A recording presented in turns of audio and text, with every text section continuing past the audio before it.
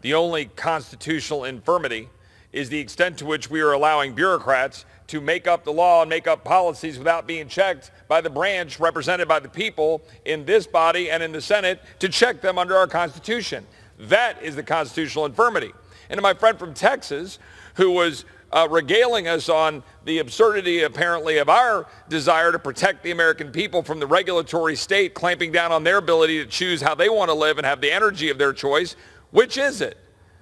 The gentleman from Texas sat down in the well and he was trying to say, no, we're not trying to ban this. We're not going to do anything about that. When, by the way, the administration literally said, ban stoves. It was a literal quote. And I think when they say something, you should actually believe them. But then the gentleman from Texas went on to say, hey, they want to protect all manners of pollution. We want to stop the scourge of global warming. Well, which is it? Are we banning stoves in pursuit of unicorn energy theory, or are we actually going to allow the American people to be free? The reality is my friend from Texas gave up the joke. Everybody gets it. Everybody knows it. We know exactly where our Democratic colleagues are. They do want to ban the internal combustion engine. They've effectively said so. They do want to get rid of the burning of fossil fuels. They do want to make your energy more expensive for the American people. They literally say so. That is the truth. And the fact is, it's not just energy. We've got the REINS Act trying to restrict the power of the executive branch so we can stop things like a $500 billion student loan bailout, which Nancy Pelosi said the president, quote, does not have that power. That has to be an act of Congress.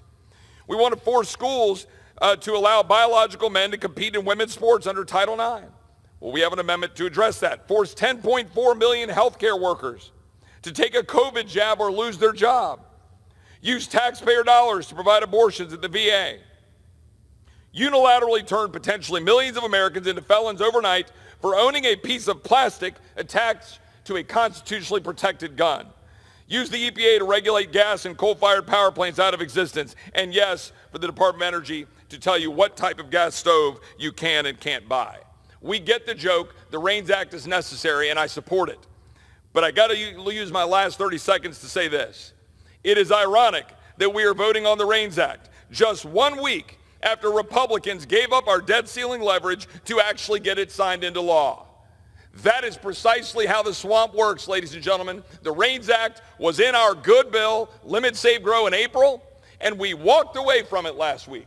Walked directly away from it to cut a deal. And we shouldn't have, instead of engaging in theater where we're going to send it to the Senate for it to die. We should be serious about forcing votes to get it done in this body. I yield back.